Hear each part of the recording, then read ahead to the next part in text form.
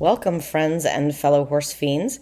You've landed on Come Ride With Me, a podcast dedicated to helping you find harmony, joy, and success in your riding. I'm your host, Anna Fox of Equus Enlightened. This pod isn't about training your horse, but about training you to be the best partner for your horse. Listen to find out how I use my intention to direct my ride. You'll hear how I decide what to focus on, what to say yes to, and when to redirect my horse. You'll see how not getting frustrated or overwhelmed is the easiest path to sanity and harmony. So, what are you waiting for? Come ride with me. Hey guys, Anna Fox with Equus Enlightened here. Welcome to another edition of Come Ride With Me, except that we're not riding today. It's been snowy in Virginia, and so I thought that I would show you how we can still have fun and learn with our horses when the weather is not so cooperative. I don't really like being cold, so if you go and watch the video of this, you will definitely see me in my coveralls, but that is I can stay warm and I can still play with horses.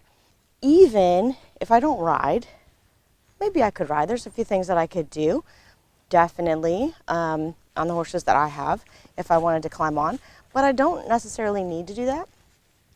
And I don't feel the pressure to do that anymore.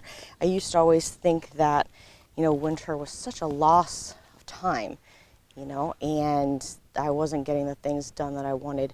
And then when I started learning about, playing and experimenting, and that horses really don't need to be trained as much as we think they do, or we are taught that they do.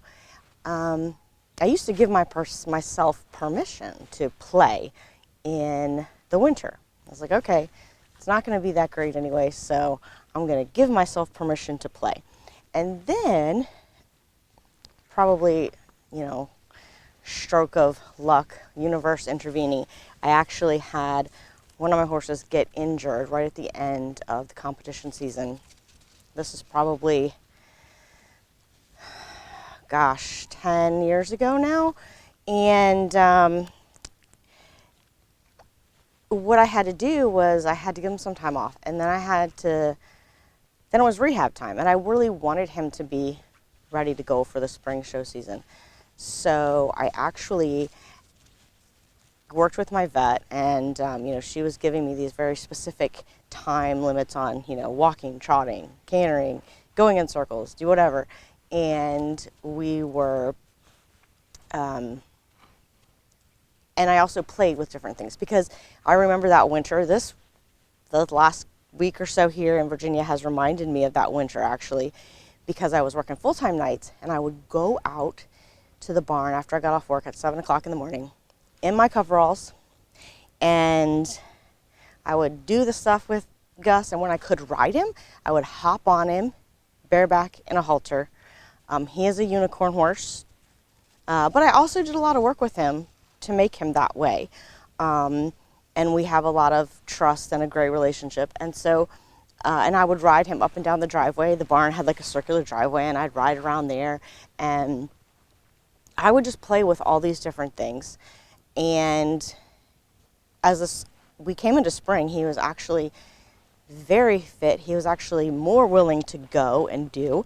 And I really learned a lot from that winter. And so I've continued it on. Ebo is a very playful dude. And he can be a little bit nervous, but this is home, so he's not really nervous here. He's just going to be playful. So I thought I would just play with a few things, whatever tools you want to use too. I mean, I'm not a big stickler on tools. This is a Pirelli halter and rope. I do like their rope halters, but there are many other brands. And this is a carrot stick, and I only picked this one out because it was the first one that I grabbed. I have a couple other sticks that I will use too. So it just depends on the horse, and then also maybe the activities that I'm going to do. Since he can be a little reactive, I really don't want anything that's too long or that's going to make too whippy or do anything that might startle him, just because he is a bit more reactive. So One of the things that I really just like to start with, I mean, these are things that you can do in the stall or in the barn aisle, right? You're just gonna cough, huh? Is play with yielding to pressure, right? And first thing I do, start with the halter, right? Can they go back easily off the pressure? And I use these knots as sort of landmarks. So the back knot, can he go back easily off that? Good boy. And this horse has pretty much had the winter to date off, so he's definitely not tuned up. And then I play with the side knots. Can they go back easily off the side knot? Can I also push their nose and they'll step a little bit in the opposite direction off the pressure of the side knot? Or could I pull them towards me off the side knot? There's all kinds of things that you can check and play with that seem like they are very little and maybe insignificant things, but they can make a big difference when you're riding and later on down the road when you least expect it. And you'll notice he does this thing with his mouth. He's kind of always done this. And so one of the things we work on with him is jaw releases, where you just kind of put your finger in like the bit, like you were putting a bit in a horse's mouth, and allowing him to figure out that he can relax his jaw a little bit. And what I'd like for him to do is be able to just move his tongue and his jaw like he was eating, really rhythmically in the mouth. Right now, he's sort of leaning, tilting off to the left and grinding a little bit in the back. It's like, that's kind of a nervous habit for him. Buddy. This is a fantastic exercise, and sometimes it takes them a long time to get very well adjusted to it. I think little body work tricks are also great, like this in the winter. You don't have to be, a certified whatever. You can learn enough to sort of help your horse. And the moving around is normal, right? And even the coughing again, because he's trying to release, and he's trying to figure out what's happening. I was actually going to bring Gus out here, but he was following me around, and Gus was still playing with his food. So I thought, if Eva wants to come play, I'll bring him out. The key here is to just be patient and notice what your horse is doing, because the tendencies that they're doing while you're doing this are probably things that they do while you're riding with the bit, and this can give you so much information about your horse and how they accept or don't accept the bit. We're not doing anything hard. Good. Yeah, good boy. There you go. Good job. And, if you have a horse that's a little bit antsy, they're not great doing stuff standing still. We're going to do things for that too. So another yield to pressure. Can they just move their shoulders away from you? Light pressure. Good boy. Can they move their hindquarters? And I like to make sure they can move their hindquarters just by me looking at their hindquarters, because if you get into a tricky situation and you need the butt to go away from you, it's a cool tool to have. It's also a cool tool to have to actually get them to turn and face you and draw towards you. So if you have a loose horse scenario or something like that, there's so many uses for that yield. Good boy. Yeah. Good job. And let's see how he feels about the jaw release. Now on this side, he's not as resistant. If you want more information on the jaw releases, you can certainly find more information out there on YouTube. And that you can shoot me a message and I can give you some more information. It's a great technique. You can do it anytime, anywhere. Just be careful about your fingers and know your boundaries. And then I'm going to check again. Can he move his shoulder? Can he move his hind quarter? You can do the belly. All different places. Can they move off the lightest touch? And then we have to meet the dog because she wants to be in the video portion. And this is Belle. Yes, she's been with me a long time. Yeah, good girl, good girl. She knows I have horse traits, which she would like. Another great thing to do, like when you're playing this time of year, this is a great time to play with different training techniques. Pirelli games or positive reinforcement. Just different things to break it up. Add some tools to your toolbox. Your toolbox of training techniques can never, ever be too big. And also sort of the non-training techniques of just hanging out, spending time with your horse, learning from your horse, watching them, noticing what they do and how they react to certain things. That is one of the greatest benefits, I think, of groundwork in any form. You know, you'll hear people say, well, it's great because, you can teach your horse all these things on the ground, you can calm their minds, you can get them relaxed, you can warm them up before you ride them.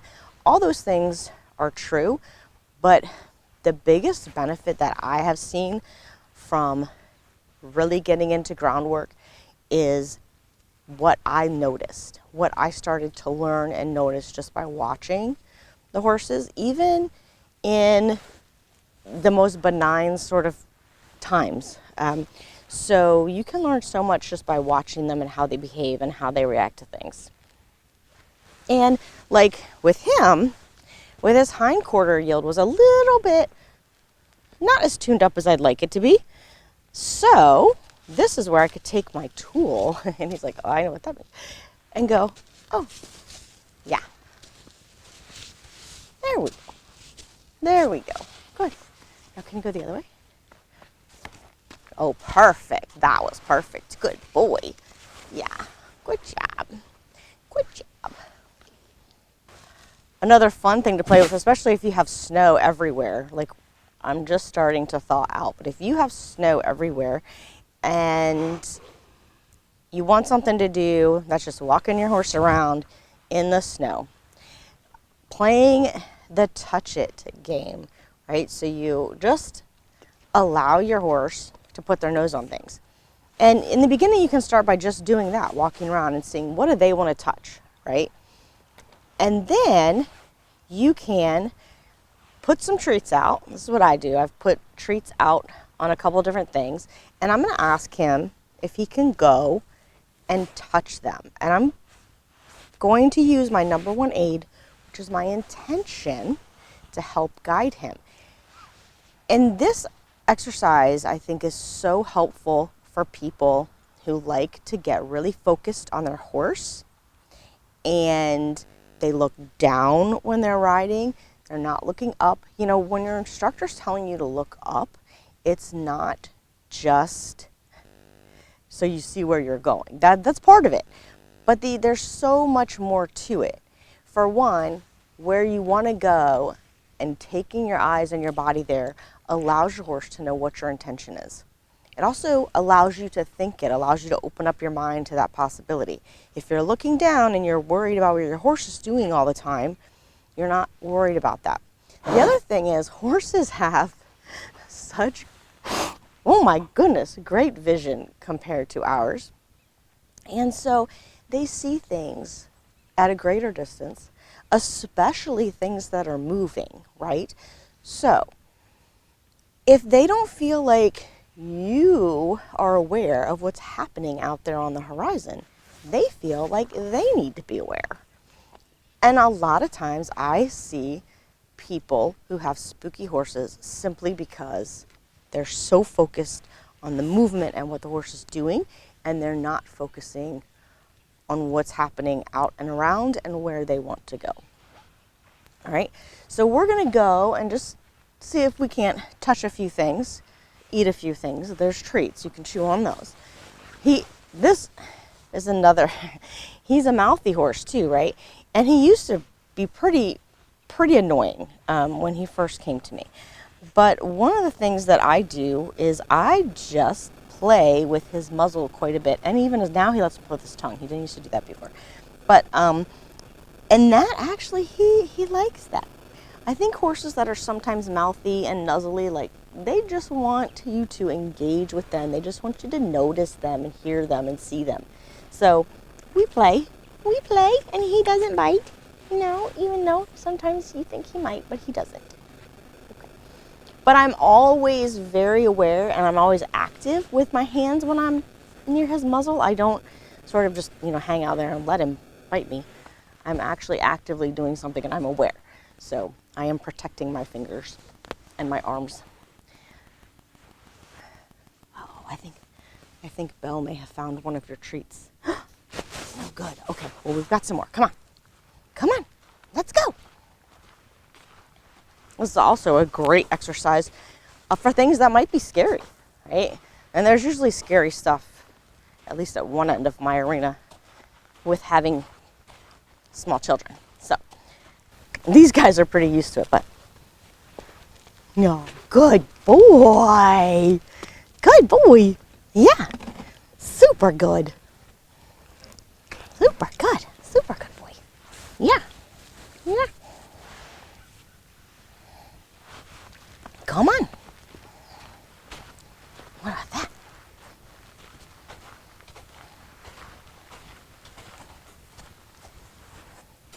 And you notice I used my finger too, right? And then I also, when he thought he might just walk past that overturned water trough, I was like, maybe we should slow down here and see what we can find. Belle, did you steal some treats? She may have. Let's see. Let's see what our cones look like.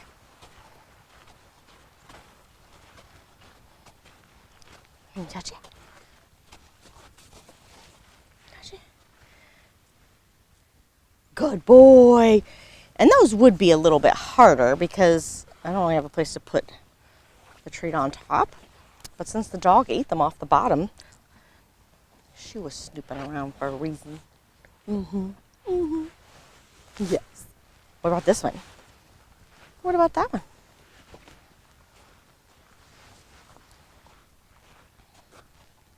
What about that? Can you touch that one? Can you touch that one? Ah, good boy.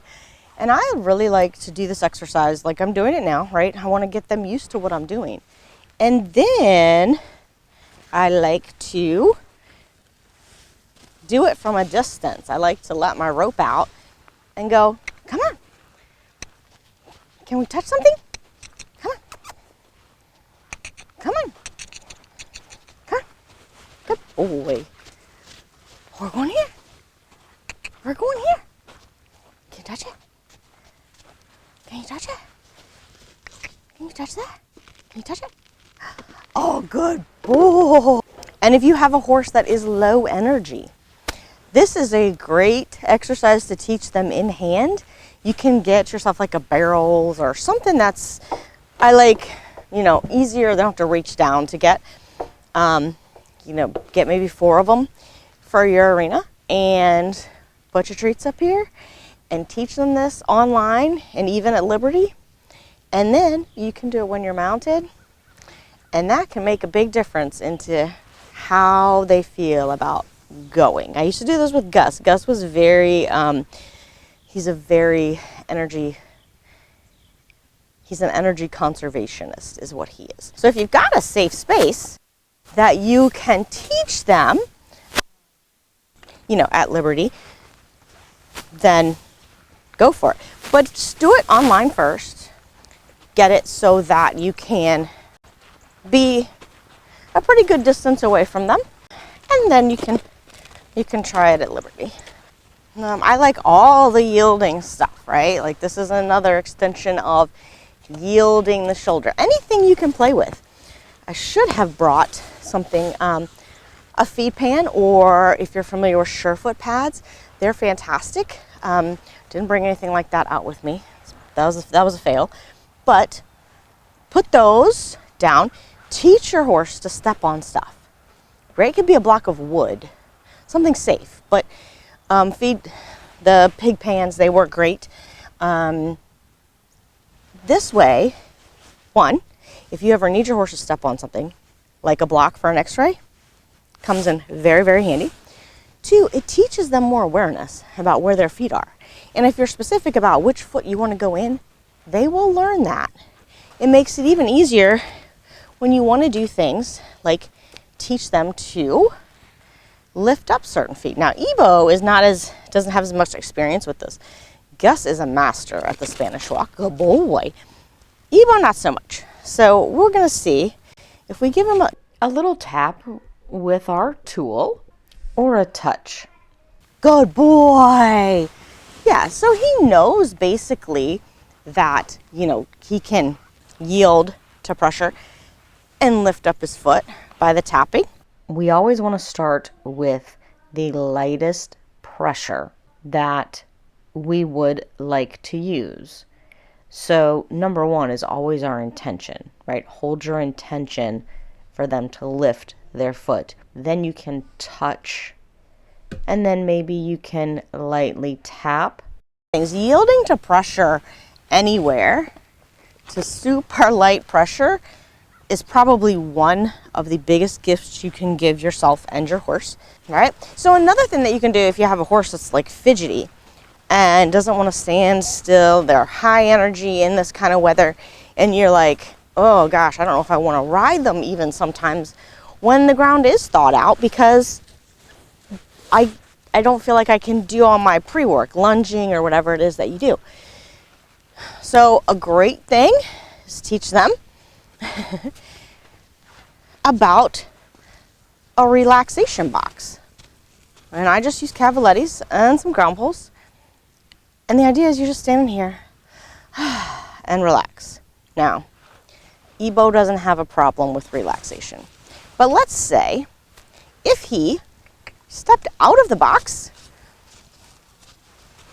I'd let him go, and then I'd be like, oh, but could you come back in the box? Could you come back in the box?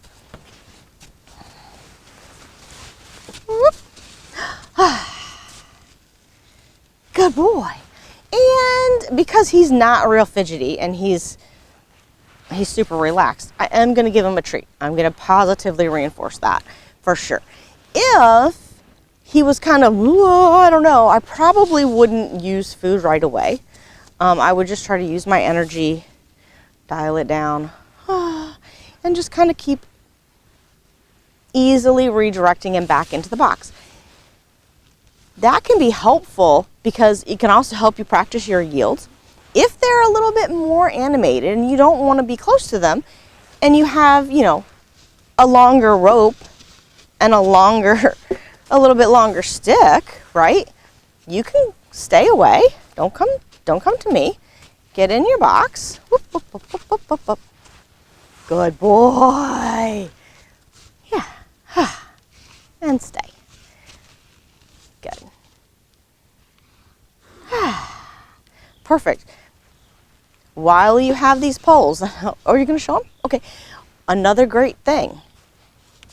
Just walking over poles 1 foot at a time. Can your horse pause as they go over the poles? Can they back up over the pole? Good boy. Whoop. Now can you stop? Good job.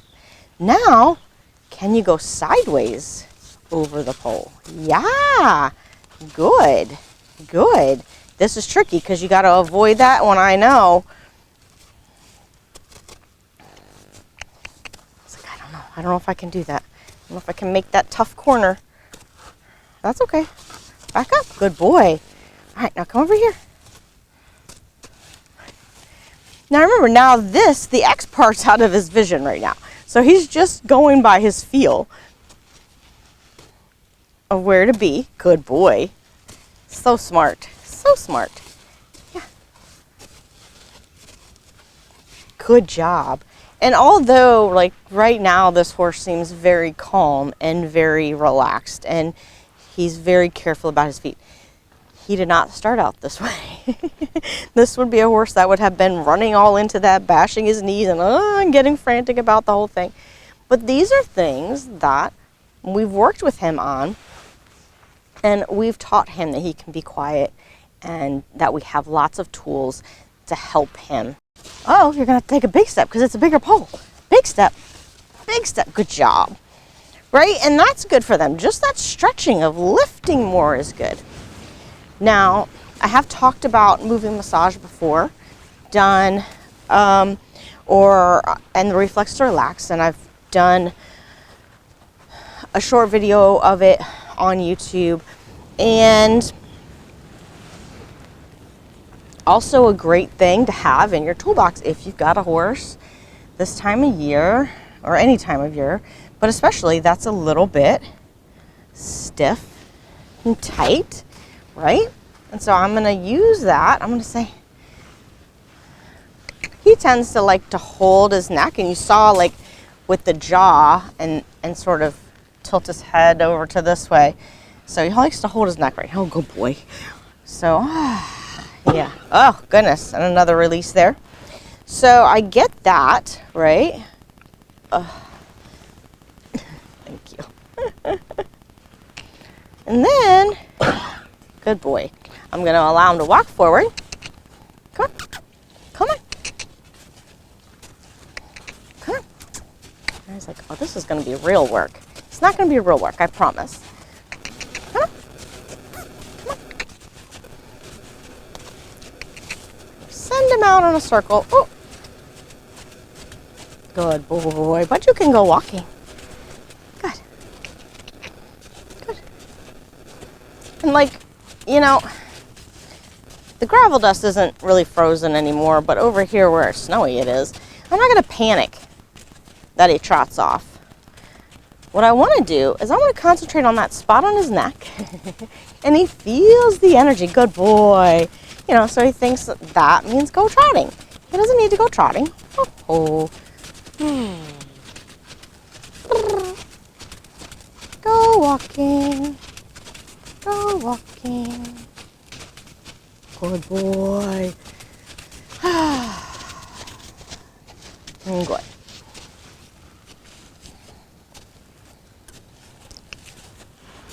And he's just asking me questions. He's like, what are we doing here? Yeah, let me.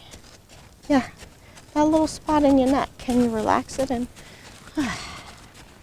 go walking relaxed and not go trotting?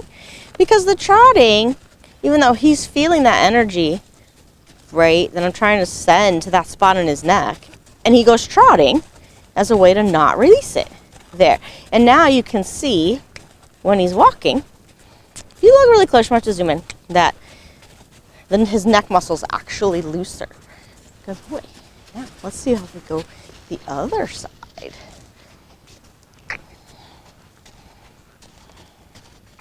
You're going to be, yeah, good boy. Now, what if we do go trotting? Good. Yeah. Oh, so good. Oh. So, like, I don't need to do a whole lot with him. I can let him trot a couple steps. Good boy. Right? Check on his relaxation. Check and see if I'm making progress with making that something that happens quickly.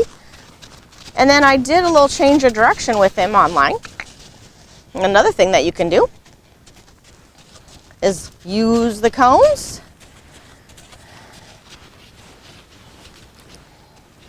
to direct the shoulder and the hindquarter, right? So you can make yourself little patterns.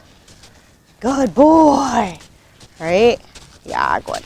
And all of these things are teaching your horse to be more responsive, to be more responsible about their own bodies, to be aware of where they're putting their feet. And they're fun, you know? And you can even get into teaching more tricks like the Spanish walk. Karen Rolfe has some great videos in her video classroom on what she calls silly horse tricks. And so if you love this podcast, you can also sign up on Patreon and get access to that video classroom plus all of my Patreon content and the podcast videos. It's $25 a month, and that is cheaper than just signing up for the classroom on its own. And I hope this video gives you some ideas on things you can do when the winter weather has taken effect, or just when it's not that nice. You know, some of you live in places where it gets really, really hot in the summer, and it's not fun to be out working. So this would go both ways, and that we also don't need to always be working so hard and training so hard. You can make progress, you can be creative, you can experiment. Things can look messy. You don't have to groom your horse, you don't have to groom yourself, and you can still meet your goals, have fun, and enjoy the ride. Talk to you next time. Thanks for listening to this week's episode of Come Ride With Me. My goal is to demonstrate to riders that we don't have to do something every second of a ride. We don't have to do things a certain way or at a certain time. Just staying present with your horse and gathering non-judgmental information about how they are going is way more beneficial than overthinking and overworking. If you'd like to learn more about what I do at Equus Enlightened, you can find me at equisenlightened.net or on patreon.com/equisenlightened. You can also find me on social media as Equus Enlightened. I will put all the links in the show notes. And until next time, happy riding. Oh, before you go, please remember to rate, review, and share this pod so others can find it. I would love constructive criticism. But like my mom used to say, if you don't have anything really nice to say, there's no need to say it. Just ride on, my friends. Have a great week.